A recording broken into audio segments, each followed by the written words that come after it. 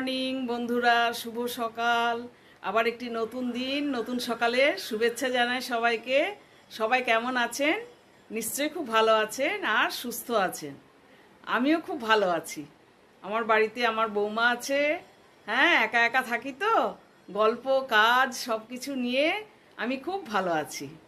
আর সারাদিন চলুন আপনাদের সাথে শেয়ার করব কি কি করতে থাকি, কিভাবে আমরা সবাই মিলে দিনটি কাটাই। হ্যাঁ, সব কিছু শেয়ার করব, দেখবেন কিন্তু। হ্যাঁ, ঠিক আছে, চলুন। দেবলীনা আলমিরা থেকে ওর যত শাড়ি সমস্ত রয়েছে সবগুলো বার করে, ওর এই গুণটি কিন্তু আছে, ও যে কোনো কাপড় পরলে সেটা আগে হাওয়ায় বেশ কিছুক্ষণ রাখে, তারপর সেটা আলমারিতে তুলে রাখে। অগত্যা এসেছে, এসে ওর নিজের আলমিরা খুলে সমস্ত শাড়িগুলো দেখুন ব্যালকনিতে হাওয়ায় কি সুন্দর দিয়ে দিয়েছে। আমি দে, এবং বালিশ বিছানাগুলো যেগুলো ছিল ওদের সব ওয়ার খুলে আমলাম কাস্তে দেওয়া হোক আর সব রোদ্দুরে রেখে দেওয়া হোক। সব রোদ্দুরে ওগুলো বার করে দিয়েছে, রোদ্দুরে সব দেয়া হচ্ছে একটু হাওয়ায়। রোদ্দুর আসতে তো অনেক বেলা হয়, ব্যালকনিতে 12টা বাজে, এখন সকালবেলায় হাওয়া দিচ্ছে, হাওয়াতেই ও দিয়ে দিল। স্নান করে উঠে ও ওর ঘরের পরিচর্যা করছে। হ্যাঁ, এই গুণটি কিন্তু ওর মধ্যে রয়েছে। ইতিমধ্যে দেখুন রাস্তা দিয়ে যাচ্ছিল, একটা অভাবনীয় ঘটনা ঘটলো আমার জীবনে। হ্যাঁ, কোনো দিন আসে না, আপনাদেরকে তো সবই শেয়ার করি। ঠাকুর এসেছে, শ্রীকৃষ্ণ বলরাম, এই নিতাই গৌর শ্রীকৃষ্ণ খোলকঞ্জনি বাজিয়ে রাস্তা দিয়ে যাচ্ছিল আমার এই নিচের সামনে দিয়ে। আমি তো দেখে হতবাক হয়ে গেছি, এবং ওনারা আমার দিকে তাকিয়ে বলছিলেন, মা এসো, ঠাকুর এসেছেন। আমি তাড়াতাড়ি করে নিচ দিয়ে খুললাম, খুলে বললাম যে আপনারা কি আসতে চান, আসবেন আমার ঘরে? তো বললো আমাদের ডাকলেই যাব। আমি সঙ্গে সঙ্গে নিচে থেকে ওনাদেরকে নিয়ে এলাম, ঠাকুর সমেত ওনারা এলেন, খোল খঞ্জনি বাজিয়ে দেখুন কি সুন্দর ঠাকুর নিয়ে ওনারা আমাদের ঘরে রয়েছেন। দেবলীনা ও আমার হাজব্যান্ড পুজো করছিলেন তখন, সেই সময় সব উঠে দাঁড়ালো, দাঁড়িয়ে ঠাকুর আসাতে তো খুবই আনন্দ। প্রত্যেকের খোল খঞ্জনির একটা আওয়াজ পড়লো আমার ঘরে, আমিও ভীষণ মানে উচ্ছ্বসিত হয়ে উঠেছিলাম। হ্যাঁ, দেবলীনা ঘরে মিষ্টি ছিল, সেই মিষ্টি বার করে ওনাদের দিতে গেল, কিন্তু ওনারা যারা ঠাকুর নিয়ে দেখুন মিষ্টি হাতে করে রয়েছে, ঘরে তো প্রচুর মিষ্টি, কিন্তু ওনারা মিষ্টি খাবেন না। যারা ঠাকুর নিয়ে রয়েছেন তারা কেউ খাবে না। দেবলীনা রিকোয়েস্ট করলো যে আপনারা একজন অন্তত কেউ একটু মুখে দেন। তো ওই খোল খঞ্জনি যারা বাজাচ্ছেন তারা কিন্তু একটু করে মিষ্টি একটা করে মুখে দিলেন। আর তারপর আমরা দক্ষিণা দিলাম। হুম, শ্রীকৃষ্ণ ঠাকুর কে একটু দেবলীনা একটু নিল কোলে, ওরা যেমন কোলে নিয়ে আছে, আমার হাজব্যান্ডও কোলে নিল। হ্যাঁ, আমি তো ক্যামেরা করছিলাম, বিস্ময় মানে হতবাক হয়ে গেলাম আমি একদম। তারপর ওনাদের দক্ষিণা দিলাম, ওনারা চলে গেল। তারপর দেবলীনা বলল, মা আজকে আমি এগ রোল বানাবো, তোমাদের এগ রোল খাওয়াবো আজকে। ঠিক আছে, তুই তোর মতন করে কর। ও ওর মতন করে করছে এগরোল, যেভাবে করে হ্যাঁ সেভাবেই করছে। আমরা তো কৃতার্থ। আমাদের মেয়ে বলুন, বৌমা তো মুখে বলি পরিচয়ে, কিন্তু আসলে তো মেয়ে। ও যেভাবে করে, যেভাবে দেবে, এটাতে দিয়ে আমরা কৃতার্থ একদম। হাতে করে করে যে টিফিনটা দেবে হাতে, এতেই আমরা কৃতার্থ। হ্যাঁ, ও করছে, বানাচ্ছে আস্তে আস্তে, আর আমি একটু করে ক্যামেরায় করে নিলাম। ওই দেখুন, ও ওইভাবে তৈরি করে ও নিয়ে চলে এলো টেবিলে, ডিম দিয়ে এভাবে তৈরি করে, তারপর এখানটায় ও ওটা সাজিয়ে নিচ্ছে। ও এভাবেই করে, মানে তুই তো সুবিধা মতন সবসময় করবি। ওখানেও মাঝে মাঝেই বানায়, মানে আজকে কি খেলি রে, না তো আজকে একটু এগ রোল বানিয়েছিলাম। আলাম বাহ, খুব ভালো। এইভাবেই বানিয়ে সুন্দর করে ও নিজের ইচ্ছায় নিজের খুশিতে ও ব্রেকফাস্টটা করে, কিন্তু এখানে এলে পরে এক এক চেষ্টা করে, এক এক দিন এক এক রকম করে ব্রেকফাস্ট বানাবার ওর মনটা চাই, ইচ্ছেটা চাই। যদি অফিসে তারা না থাকে, যদি বাড়িতে থাকে, আবার কলকাতার অফিস বেরিয়ে যেতে না হয়, তাহলে ও কিন্তু করে। আর আমার হেল্পিং হ্যান্ডও যথারীতি কাজ করে চলেছে। হুম, ও হ্যাঁ, ওর বাবা বসে বসে, শ্বশুরমশাই বসে বসে ফোন ঘাঁটছেন, আর এই যে এগরোল নিয়ে চলে এলো বাপির সামনে আগেই, ও বাপি বলে ডাকে। এই দেখুন, বাপি তো মহা খুশি। হুম, আমাদের তো মেয়ে নেই, ওই মেয়ে, ওই বৌমা, ওই সব কিছু, কাজী আমরা ভীষণ খুশি টিফিন দেওয়াতে। আগের দিনও ও একটা কি করে দিয়েছিল, এক এক দিন এক এক রকম করে দেয়। চিড়ের একটা ওই পোহা টাইপের, ওটাও করে দেয়। সুজি দিয়ে উপমা, ওটাও করে, ওই জাতীয় খাবার। আবার হলদি ভাত, ওটাও খুব ভালো বানায়, কি লেমন রাইস ওদের ওখানে হয়, এসব জিনিসগুলো ও পারে, ও শিখেছে। ও দেশীয় মহারাষ্ট্রিয়ান খাবার, ব্যাঙ্গালোরে থাকতো, ও চাকরি করেছে ব্যাঙ্গালোরেও কিছুদিন। তারপর ওরা ব্রেকফাস্টের পর ওরা যাচ্ছে একটুখানি বাজারে বাইরে। আমার হাজব্যান্ড আবার হঠাৎ করে পায়ে একটু চোটও পেয়ে গেছে, এই সিঁড়িতেই ওঠানামা করতে গিয়ে পাটা মচকে গিয়েছিল ওর। ওতে আর ওর শ্বশুরমশাই দুজনে মিলে যাচ্ছে একটুখানি বাজারে, বাইরে যাচ্ছে একটুখানি। আমি একটু ক্যামেরা করে নিচ্ছি ওরা যা যা করছে, এই মুহূর্তগুলো আমি ছাড়ছি না। তারপর দুপুরবেলায় আমি ভাত বেড়ে নিয়ে এলাম, আর ও দইটা দিচ্ছে, পরিবেশন করছে।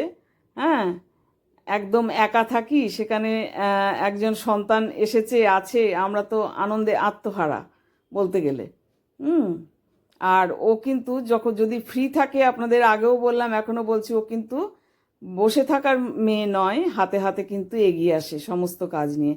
এবং ওর কাজগুলি নিজের বউ বলে বলছি না, খুব নিপুণ পরিপাটিভাবে করার চেষ্টা করে। ভীষণ ধীর স্থির গতিতে করে এবং পরিপাটি করে করার চেষ্টা করে। ওর সবজি কাটা খুব সুন্দর। চাকু দিয়ে তো আমি এর আগে সবজি কাটতে পারতাম না, আমার হাত ভাঙার পর আস্তে আস্তে চাকু দিয়ে কাটা খানিকটা অভ্যেস হয়ে গেছে। বঁটি দিয়ে হাওড়াতে কাটতাম না, চাকু দিয়েই কাটতাম, খানিকটা অভ্যেসে পরিণত হয়ে গেছে। এখন কিন্তু আগে আমি পারতাম না, কিন্তু ওকে দেখতাম খুব সুন্দরভাবে সাইজ করে করে চাকু দিয়ে দিয়ে সমস্ত সবজি খুব সুন্দর কাটে। তারপর আমরা খেতে বসে পড়েছি, আমরা খাচ্ছি তিনজনে মিলে, গল্প করছি আর খাচ্ছি। খেতে খেতে যা গল্প হয়, খাওয়ারই গল্প। ওই অমুক দিনের অমুক খাবারটি খুব সুন্দর হয়েছিল, ও আমায় বলছে তোমার হাতের ওইটি ভালো হয়, আমি বলছি তোর হাতের এইটি খুব ভালো হয়, তুই এই জিনিসটি খুব ভালো করিস। বা ওর মাও খুব ভালো রান্না করে, খেয়েছি গিয়েছি আমরা। হ্যাঁ, সে সমস্ত কথাবার্তা, আলোচনা, গল্প সব চলছে খাওয়ার মধ্যে মধ্যে। হুম। এবং আমরা খাচ্ছি আর গল্প করছি। কত সুন্দর। একা একা দুজন মানুষ থাকি, সেখানে আমাদের মেয়েকে পেয়ে আমাদের সময়টা কত সুন্দর কাটছে বলুন। আর ওর কিন্তু খাওয়া দাওয়ার প্রতি কোনো ঝামেলা নেই। ভাত খায় ভীষণ অল্প পরিমাণ, ভীষণই কম পরিমাণ ভাত খায়, বা যে কোনো খাবার ভীষণ কম পরিমাণ খায়। হ্যাঁ, আর খাওয়ার কোনো জ্বালা নেই, মানে এটা খাবো না কি ওটা খাবো না, সেটা খাবো না, এরকম কিছু নেই। সবই খায়, সমস্ত সবজি থেকে শুরু করে সব কিছু। ডাল ভাত একটা সবজি দিয়েও সুন্দরভাবে খেয়ে নিতে পারে। এমনকি বলে ও আমাকে শুধু মাছ ভেজে দিলে পরে আমি মাছ ভাজা দিয়েই ভাত খেয়ে নিতে পারি, জানো মা? আমাকে বিয়ের পর অনেকবার বলেছে। সেটা তো তোর কথা, তুই বললি গল্প কথা, কিন্তু সেটা তো আর আমরা কোনোদিন করতে পারবো না, শুধু মাছ ভাজা দিয়ে খেতে দিতে পারবো না। তারপরের দিন আবার দেখুন, এটি তার পরের দিনের দেখাচ্ছি ভিডিও। আমরা বাইরে লাঞ্চ করতে গেলাম, আমরা চলে এলাম পাঁচ ফোড়ঙে, কেননা পাঁচ ফোড়ঙের খাবারটা এর আগের দিন আমাদের খুব ভালো লেগেছিল। হ্যাঁ, কিন্তু সেটা শুধুমাত্র আমাদের যাচ্ছি, ওকেও দেখাচ্ছি, ওরা কোনো দিন আসেনি পাঁচ ফোড়ঙে। আমার ছেলে এবং বৌমা তো থেকেছে অনেকদিন শ্যামনগরে বিয়ের পর। তো ওরা কোনোদিন পাঁচ ফোড়নটায় আসেনি। মানে চল, একটা নতুন রেস্টুরেন্ট খুলেছে, ভালো, মানে অনেক দিনেরই আমরা খেয়েছি, এর আগের দিন বেশ ভালোই, এটা খারাপ না। তবে আমরা একটু সন্দেহাতীতভাবেই আসছিলাম, কেননা এখন এই সময় গ্যাসের দাম বেড়ে যাওয়াতে, একটা খুব চারিদিকে একটা হল্লা হয়ে যাওয়াতে, যে আদৌ রেস্টুরেন্ট খোলা থাকবে কি না, এরকম একটা সংশয় নিয়ে আমরা আসছিলাম। তো বললো ঠিক আছে চলো না, যদি খোলা না থাকে তারপর আমি অনলাইনে ঠিক বুকিং করে নেবো, তোমাদের কোনো চিন্তা নেই। ওরা এই সমস্ত কাজে ভীষণ এক্সপার্ট। হ্যাঁ, তো এলাম, এসে দেখুন পাঁচ ফোড়ঙে আমরা বসেও গেলাম। মেনু কার্ড নিয়ে আমরা যথারীতি দেবলীনার চয়েসেই হবে আজকের খাওয়া। কাজী দেবলীনাকে বললাম তুই চয়েস করবি, তুই যা খাবি সেটাই হবে। ও প্রথম কথা হচ্ছে আমি মাটন বিরিয়ানি তো একটা নেবই। হ্যাঁ, কেননা ওখানে বাইরে যেখানে থাকে, দেখুন পাঁচ ফোড়ঙের এই কার্ডটিও খুলেছে, এত দূর অবধি আমরা এগিয়ে গিয়েছি।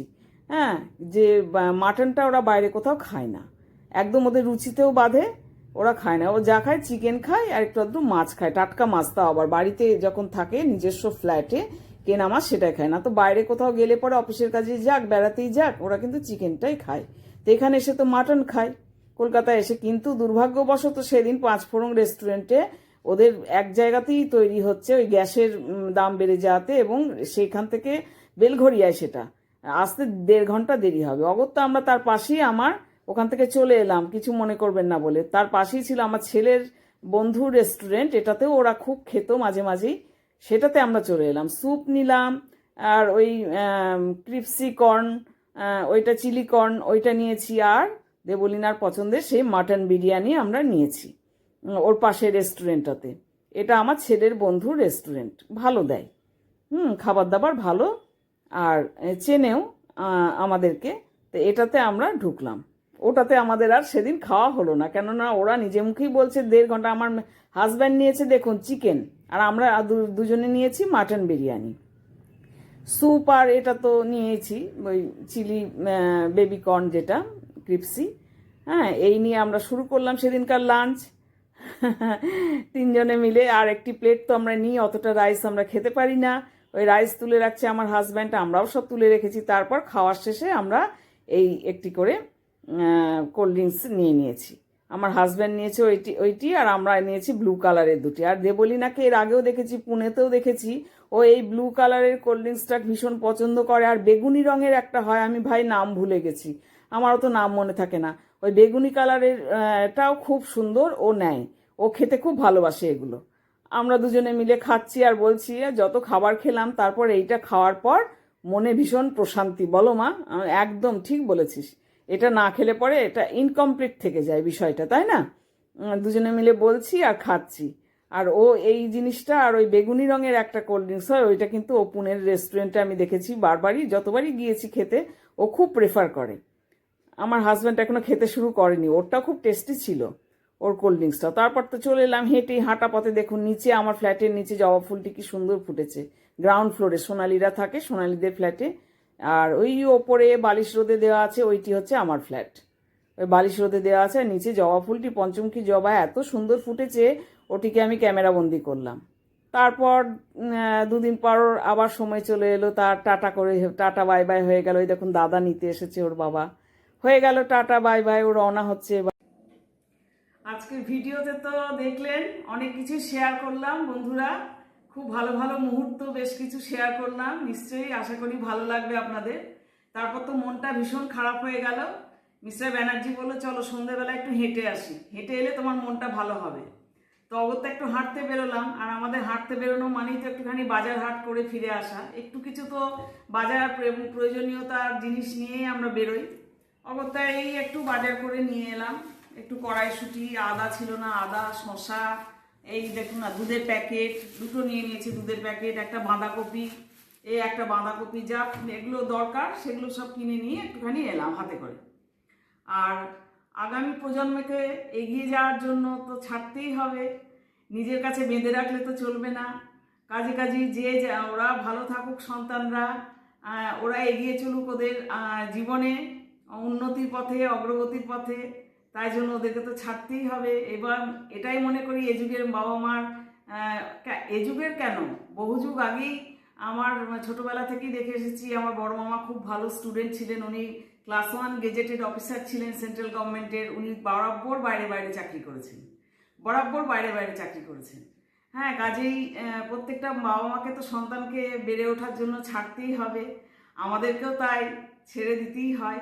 আগামী প্রজন্ম ঈশ্বরের আশীর্বাদে বেড়ে উঠুক এবং তারা উন্নতির পথে এগিয়ে চলুক, এটাই কামনা করি। হ্যাঁ, আর এই বৌমার মধ্যেই আমি ছেলেকে দেখতে পেলাম, ছেলের মধ্যেও এসে দাঁড়ালে সামনে বৌমাকে দেখতে পাই, ওদের দুজনের মধ্যেই দুজনকে দেখতে পাই। হ্যাঁ, ঠিক আছে, আর বড় করবো না। আপনারা সব ভালো থাকুন, সুস্থ থাকুন আর সুন্দর থাকুন। Tata, good night.